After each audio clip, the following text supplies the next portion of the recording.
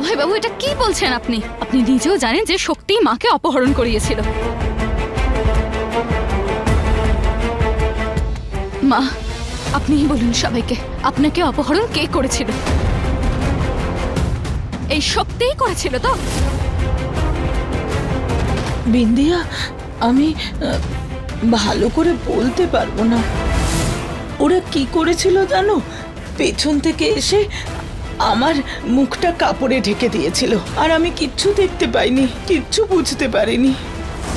শুধু গলার আওয়াজ শুনেছিলাম, কিন্তু সেই আওয়াজ শক্তির ছিল না।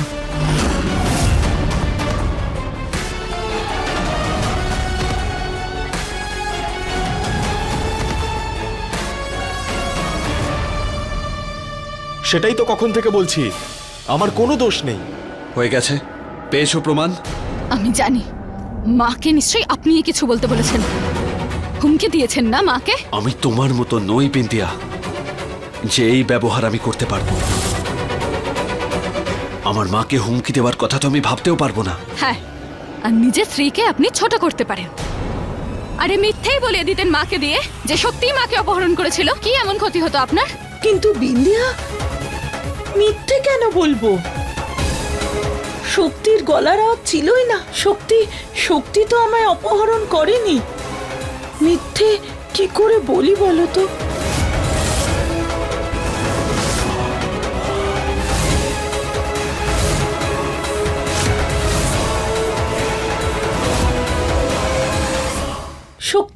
শক্তি তো আমায় অপহরণ করেনি। মিথ্যে কি করে বলি বলো তো? বাহ, হ্যাঁ, কে শুনে নিয়েছো তো বরফি দেবী কি বললো? চলো ওকে ছেড়ে দাও, ছেড়ে দাও ওকে, খুলে দাও।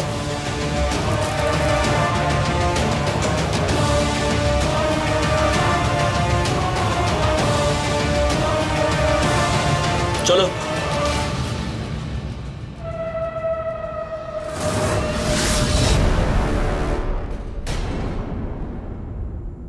অভয় বাবা, তোমায় অনেক অনেক ধন্যবাদ। আজ তুমি সত্যি সত্যি আমার মান রাখলে, আর এটা প্রমাণ হয়ে গেল আজকে যে তুমি আমার বাড়ির প্রদীপ, বাহাদুর আর বিশ্বাসী। এই কথাটা তো একদম সত্যি বলেছো তুমি বাবা। অভয় দাদা, তোমায় অনেক অনেক ধন্যবাদ। আজকে তুমি আমাকে জেলে যাওয়ার থেকে বাঁচিয়েছো।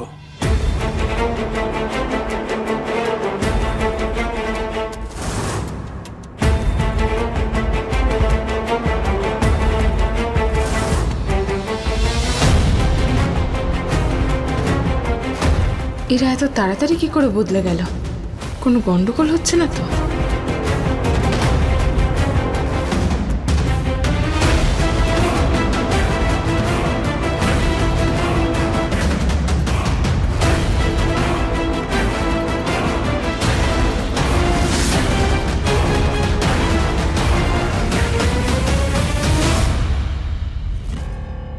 আরে এসব কি প্ল্যান ছিল তোদের দুজনের? ওই শক্তি জেলে গেলেই ভালো হতো, কিন্তু তোরা দুজন বারণ করবে।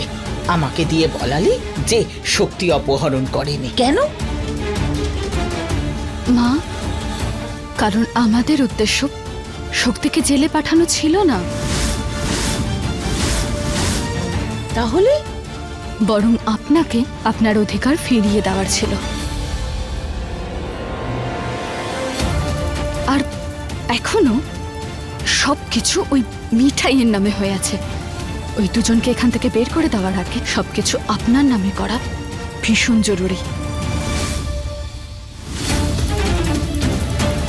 সেই জন্যই তো আমরা দুজন ওদের সামনে বারবার ঝগড়া করতে থাকি, যাতে ওদের মনে হয় যে আমি ওদের মতোই। সে তো বুঝলাম অভয়, কিন্তু এরপর কি করব?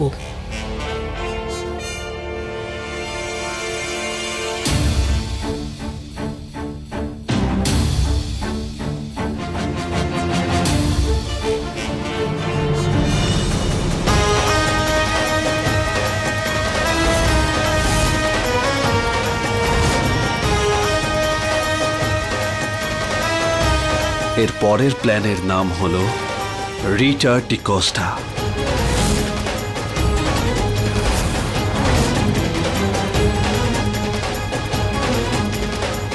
একটা 500 কোটির চাল।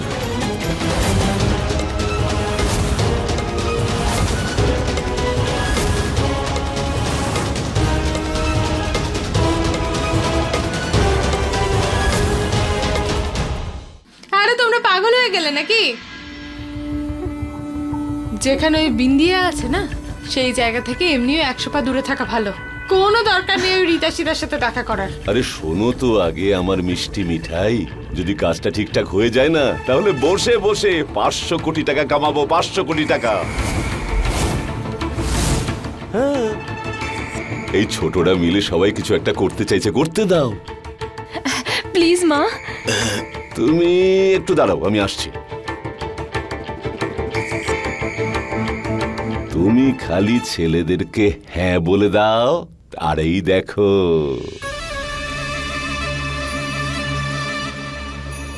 ব্যাস, তুমি ছোটদের ওকে বলে দাও আর এটা পড়ো। এটা তো খুব সুন্দর, তাই না? হায় ভগবান, আমি তো মরেই যাব। এটা সত্যিই খুব সুন্দর।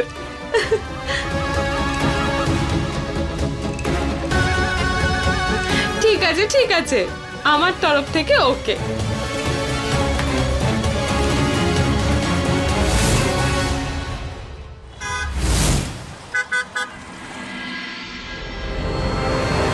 অভিনন্দন বিন্দিয়া, মাছ কিন্তু টোপ গিলে নিয়েছে।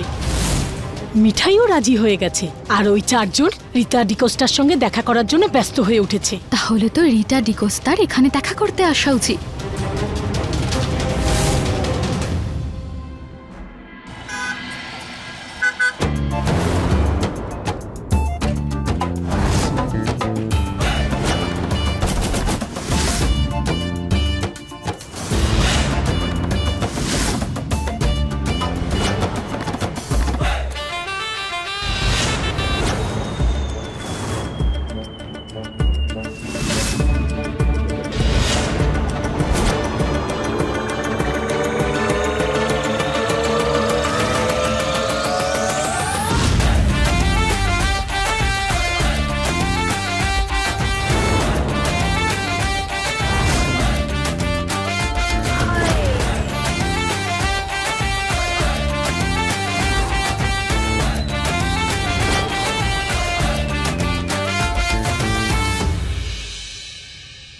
নমস্কার রিটা ডিকোস্টা ম্যাম। বৌমা, আমার ফেটকে টাচ করবে না? খাম খাম, টাচ টাচ ফেট।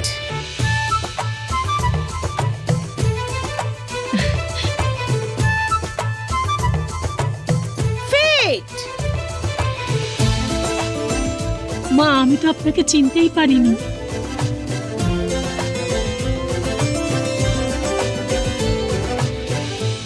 এসব কি বলছো তোমরা? এসব আমি করতে পারবো না। আরে রাধা, গীতা, সীতা এসব হলে হতো, ফিরিঙ্গি সাজতে হবে? আর সেটাও কি নাম রিটা ডিকোস্টা? আরে ভালো করে ইংরেজি বলতে পারি না, ফিরিঙ্গি কি করে সাজবো? না, এই আমার দ্বারা হবে না। আরে মা, তোমাকে বড় বড় সেন্টেন্স বলতে হবে না ইংরেজিতে। ব্যাস একটা দুটো শব্দ মা, যা আমি তোমাকে শিখিয়ে দেব। আর যেখানেই তুমি বুঝবে যে ওরা কি বলছে তুমি বুঝছো না, তখন তুমি শুধু আমার দিকে রেগে গিয়ে একবার তাকিও, আমি বুঝে নেব। আরে কিন্তু ফিরিঙ্গি সাজতেই হবে কি রে? হ্যাঁ মা, যাতে কেউ তোমায় চিনতে না পারে।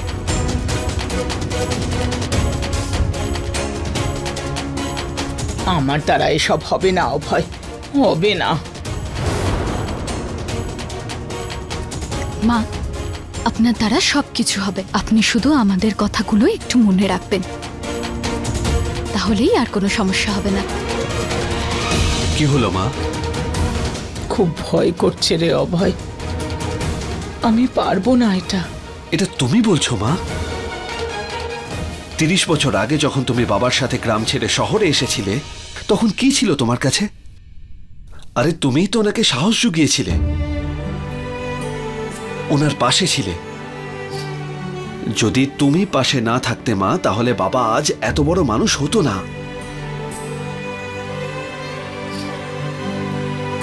তুমি 3টে সন্তানকে বড় করেছো, মানুষ করেছো, যোগ্য করে তুলেছো মা। আর এই সব কিছু এসবের থেকে অনেক বেশি কঠিন ছিল, আর তুমি সেটা করেছো। জানো কেন? কারণ তুমি একজন মা।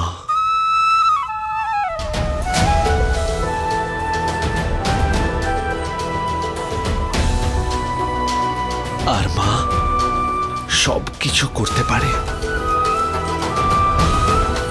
যদি একজন মা তার গর্ভে একটা জীবনকে লালন করতে পারে, তাহলে সে অন্য কারোর বিপথে যাওয়া জীবনকে অবশ্যই সঠিক রাস্তায় আনতে পারে।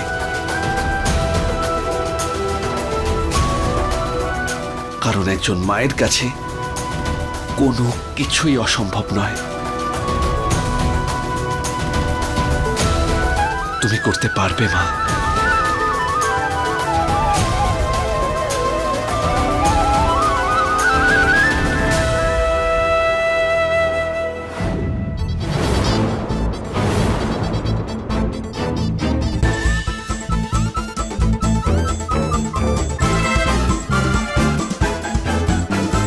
এক্সকিউজ মি ম্যাম, আমার সিএম ম্যাডামের সাথে ইম্পর্টেন্ট কাজ আছে। আপনি একটু বাইরে অপেক্ষা করতে পারবেন প্লিজ?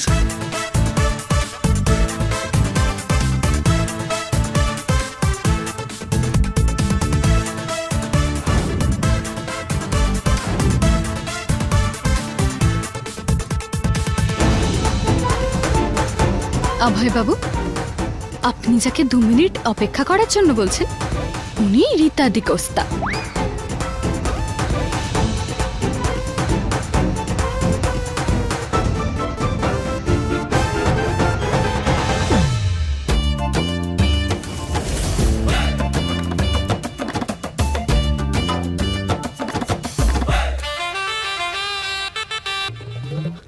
আরে মা, Oh, no, no, no. Sorry.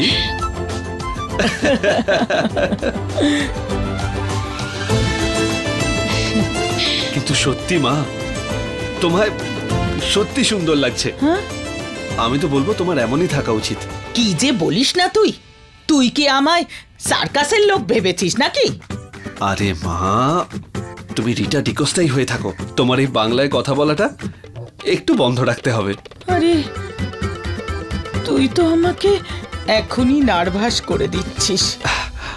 Nervous নয় মা, হ্যাঁ, নার্ভাস। নার্ভাস। নার্ভাস। পারফেক্ট। ও ইয়া ইয়া পারফেক্ট। মা, আপনি এত নার্ভাস কেন হচ্ছেন? যখন অঞ্জু দিদি আপনাকে চিনতে পারেননি, আরে আপনার নিজের ছেলে আপনাকে চিনতে পারেননি, তার মানে আমরা সঠিক রাস্তায় যাচ্ছি। আচ্ছা, একটা কথা বলবো মা, আপনাকে একটু দারুণ দেখতে লাগছে। ও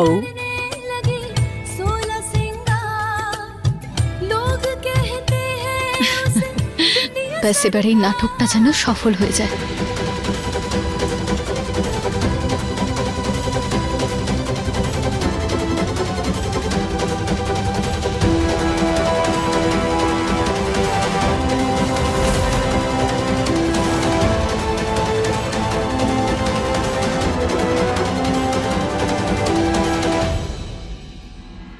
আরে ছুটি তো কি হয়েছে, আমার কাজটা তাড়াতাড়ি করো। আরে আমার জায়গায় যদি সিএম থাকতো তাহলে না করতে? আমার উপর বিশ্বাস রাখুন স্যার, মুখ্যমন্ত্রী ম্যাডামকে অপেক্ষা করতে হয়। কোর্ট কি আমাদের কথা শুনবে বলুন? আরে যেভাবে হোক কাজটা করো, আমার কাগজটা এগো সামনের দিকে। পাওয়ার অফ অ্যাটর্নি আমার স্ত্রী যেন তাড়াতাড়ি পায়, বুঝতে পেরেছো? সোমবার অবধি তো আপনাকে অপেক্ষা করতেই হবে স্যার।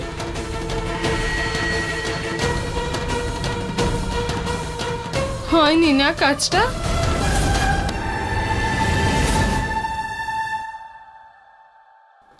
আরে তুমি কেন চিন্তা করছো? হ্যাঁ, আরে 2 দিনে কাগজ চলে আসবে স্ট্যাম্প মেরে। দেখো সরকারি কাজ তো, তাই না? এখন এর মধ্যে যতটা সময় লাগে সেটা তো লাগবেই, তাই না? হ্যাঁ, আরে এসব ছাড়ো, এই দেখো আমি তোমার জন্য কি এনেছি।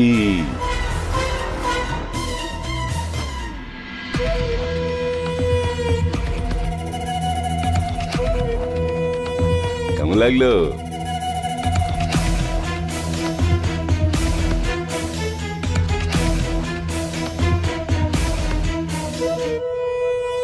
আরে ও মা, এইটুকু একটা ব্যাপার নিয়ে মুখ ভার করে বসে আছো তুমি। আরে বাবা, এই মুহূর্তে সবার থেকে আরো বেশি বেশি করে ভাবার সময় এসে গেছে।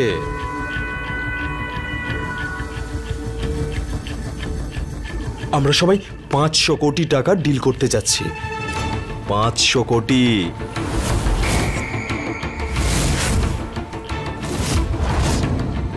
বুঝলে? সেসব তো ঠিক আছে, কিন্তু যা করবি বাবা একটু ভেবে চিন্তে করিস।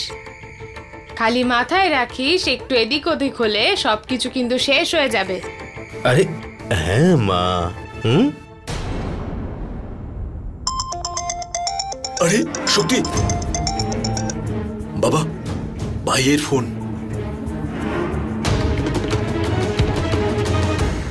হ্যাঁ ভাই। দাদা, আমি একটু আগেই ওই রিটা ডিকোস্টার শিডিউল জানতে পেরেছি। উনি যখনই আমাদের বাড়িতে আসবেন সিএম ম্যাডামের সঙ্গে দেখা করতে, আমি 15 মিনিট ওয়েট করে রেখেছি তোমাদের সঙ্গে ওনার দেখা করানোর জন্য।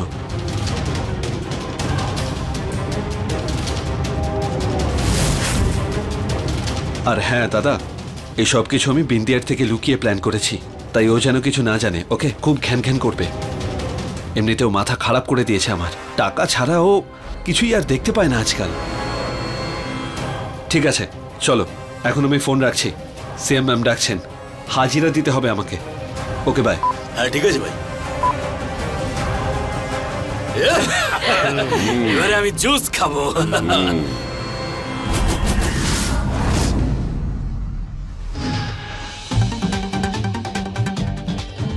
কি হলো? কি বললেন আপনি? যে আমি টাকা ছাড়া আর কিছু দেখতে পাই না?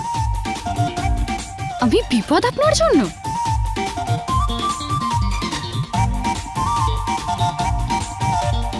বিন্দিয়া, ওদের সামনে আমায় বলতে হয়েছে এমনটা।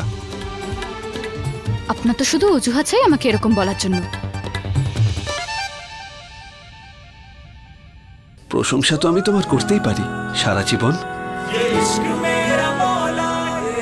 কিন্তু তুমি তো আমায় সুযোগই দাও না।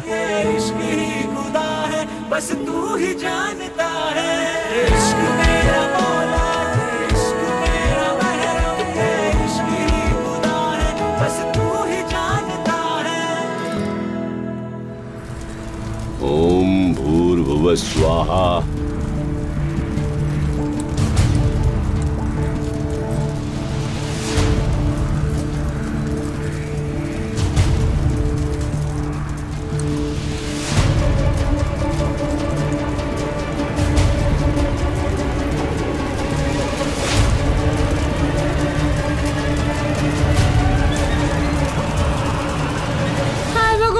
মরেই যাব।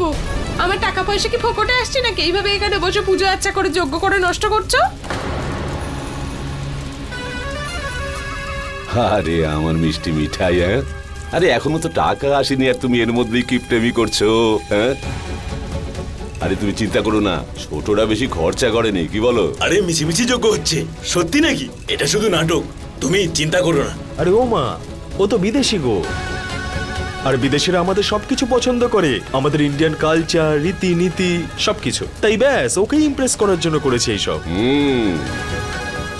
আরে আরে শান্ত থাকো সবাই। আরে ওই ঢিকোসলা, রিটা ঢিকোসলা। আরে ঢিকোসটা হবে ওটা, কি ঢিকোসলা ঢিকোসলা আরে করছো? ঢিকোসলা ঢিকোসটা যাই হোক চলে আসবে, পুজো করো তোমরা সবাই।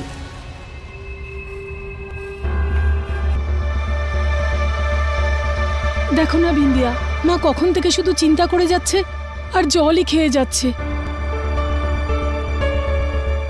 কি হয়েছে মা? বিন্দিয়া, আগে এই সব কাজ করিনি না। যদি ছোটখাটো মিথ্যে বলতেও তো বলে দিতাম। আমাকে নাটক করতে হচ্ছে, তাও ফিরিঙ্গি হওয়ার। আমি যদি কোনো ভুল করে ফেলি আর তোমাদের প্ল্যান যদি নষ্ট হয়ে যায়, তাহলে আমি কখনো নিজেকে ক্ষমা করতে পারবো না। মা, এরকম কিছুই হবে না, বেশি ভেবো না। আরে সোজা সাপটা প্ল্যান। আমি তোমায় বাড়ি নিয়ে যাব সিএম ম্যাডাম মানে বিন্দিয়ার সঙ্গে দেখা করাতে। হ্যাঁ,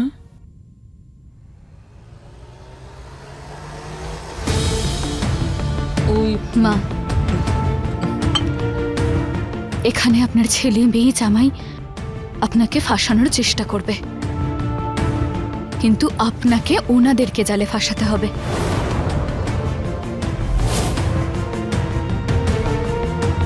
500 কোটির লোভ দেখিয়ে ওদেরকে দিয়ে কিছু কাগজ সই করাতে হবে মা, যে কাগজগুলো আমাদেরই প্রপার্টির কাগজ হবে। পাওয়ার অফ অ্যাটর্নি ওই মিঠাইয়ের নাম থেকে সরিয়ে তোমার নামে করতে হবে।